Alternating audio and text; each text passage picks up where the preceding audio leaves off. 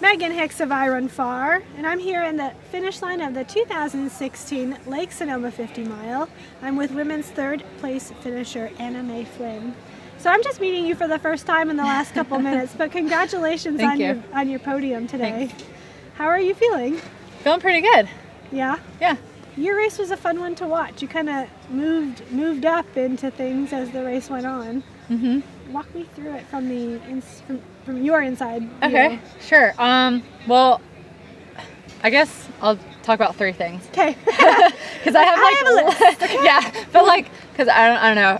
There's a lot of kind of reasons why I performed as well as I did. Okay. But the first is this year Solomon has been really great, and they provided me with a coach. And so Peter Fain, he's a coach up in Tahoe, and so he's been training me this Okay. year, and so I actually have a planned training schedule, which is very new to me. So I've been able to get proper workouts and all the stuff that comes with kind of preparing for a race like this. Normally I'm not as structured.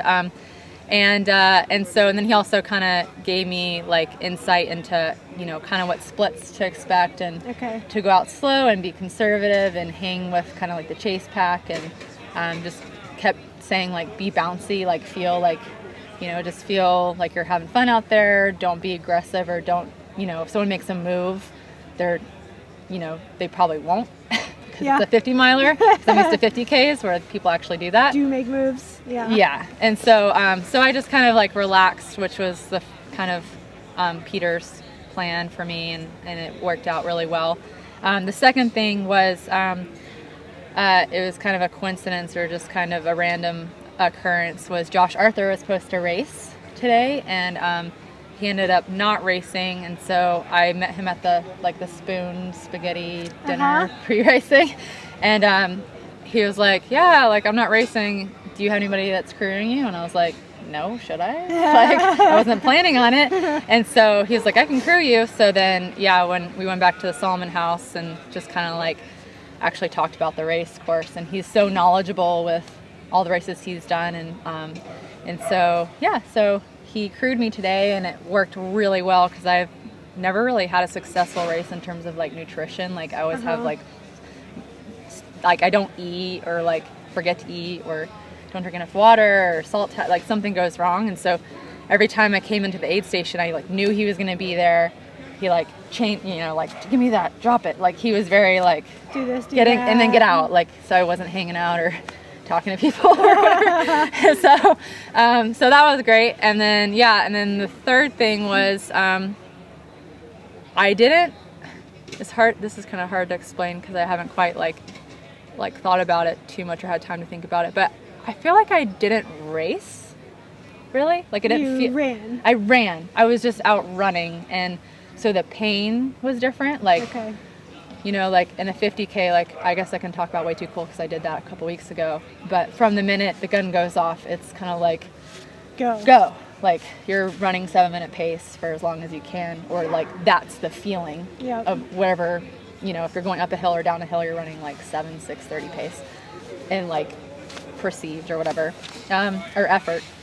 So today was I felt like I was just kind of going out for a long run with my good girlfriends, and so that was just amazing to be out there with Casey, and just be out with all those girls, and just be in awe of everything that they've accomplished. And so just the overall experience of racing with that high caliber of females, and then in the aid stations, everybody was so supportive. So I really got the whole feel of an ultra race, which is what I was coming here to do. That was what I was coming to do, was just to come here, finish strong, and accomplish a 50 miler. This was your first 50 mile finish. You'd thought about racing previously at the North Face, but it sounds like it just wasn't the right time for you. Right. And prior to that, you'd basically spent 2015 doing some 50 Ks, and then some shorter distance U.S. skyrunning. Yeah, I did the vertical Ks, and in the sky racing sphere, they're a vertical K on usually a Friday, and then they have 50K and a 25K in the same day. So I just did a VK and then a 25K, 50K. And so I just did that just to kind of be able to run longer distances. And I really like vert, like I like running uphill, so just kind of like work towards my strengths. And yeah, and then this year I've just kind of been focusing more on my downhill because that was like one of my weaknesses that I learned. So now it's kind of all coming together here because I had a little bit of everything, like the little ups and the downs. And so it was fun. I feel like I think the reason why I did so well is because of like all the training that I put in, and like knowing my strengths was my uphills, and then like been working on my downhills. So I really felt today like that I wasn't losing ground because of my downhill, and that was really amazing for me because like there was a little bit of a gap sometimes, but then I'd be like, oh no, it's happening again, and then I would like I would actually like move, and I was like, okay, I got this. Yeah. So okay, so that's a lot, but yeah. You participated in the skyrunning series, and a race like Lake Sonoma is structurally a lot different. I mean, this race has got a bunch of vertical, but it is runnable vertical in many places. Yeah. How did you sort of change your training and your mental approach to convert from shorter, steeper stuff from the summer to training for this? Basically what I did was over the winter I did a lot of snowshoe running, so I used that on like my days off from workouts. Okay. So, but what I would do is I ran on the road for like the first time ever, and it was a little like it was quite the change. But but like I don't mean this to say like sound bad or whatever, but just like running up a peak and like in snowshoes and like just that intensity of your like heart rate being like through the roof and just being like you're gonna fall over, versus like running on the road and like, oh, I'm running 7-minute pace. Like I just ran 20 miles on the road and it took me 2.5 hours. Right. And I ran 7-minute pace, like, and everyone's like, good job. And I'm like, but I just ran up like this awesome peak, and I ran like 20. Tell you about the mountain that I was on. Yeah, like I ran 20-minute pace up it, and no one cared. But yeah, so I don't know. I just think I just did a lot more workouts, and that was kind of part of Peter's plan. Was just like I did some track workouts starting in January, which I also did last year as well. So I think I have a little bit of speed under me just from cross country, like in college, and so I know how that feels, and I know what it's like to train that way. So I ran like probably 5 or 6 like 20-mile long runs on road at like a 7-minute pace, and threw in some helped you tempos get and in stuff.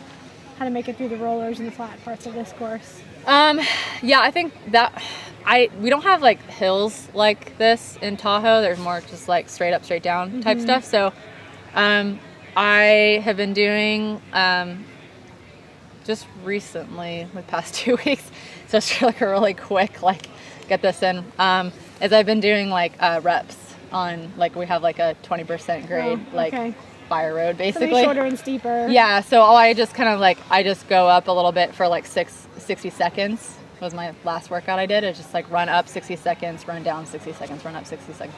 So it's not the same thing, but it's as close as I could get. Yeah. A little practice. Yeah. So probably a question many people want to know is, having finished third today behind second place Casey Lichtag, who already has her entrance into Western States, means that you get a golden ticket. I know. I found out as soon as I finished. Everybody wanted to tell me, and I was like, oh my gosh. Yeah. So stepping up from running the shorter distance trail races to 50 miles is kind of a big deal, and then making the leap to 100 miles, I don't know if it's exponential, but it's not just doubling. You know, it's not just doubling distance. What are you thinking about when it comes to the golden ticket right now? Right now, okay, so before the race, it was definite like 120% no.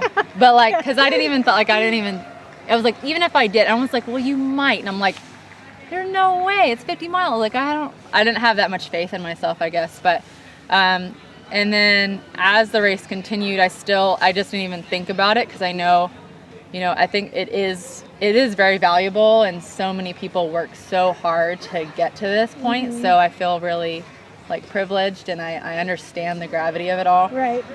But it's still 100 miles. It's still 100 miles. And I watched it last year for the first time. And, you know, I want to fall in love with the race, and I did. And, you know, for the most part, like, I still was just like, whoa. But I talked to Casey a little bit afterwards, and I respect her, and I value her and her opinion. And we spoke for a little while. Yeah. And I went from like 100% no to like 50% maybe to like, yeah, like. Oh yeah? Yeah. Okay. Like right now, I haven't talked to my coach yet, so I can't say You're 100%. I'm trending towards the yes, because I'm like, this is, and as much as I loved the 50-mile experience, you know, maybe next year something could happen. You know, like there were so many variables that could happen in a qualifier. So I might as well take the opportunity and do that, and then maybe go back to 50Ks and sky racing next year. And okay. Well, hashtag see you in Squaw. Hashtags.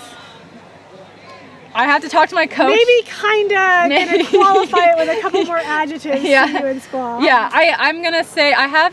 I guess I could announce it now, but I was waiting to see if, like, how I'd feel, because I really thought that I would be like broken and wrecked. So, but I'm racing Transvolcania in a month.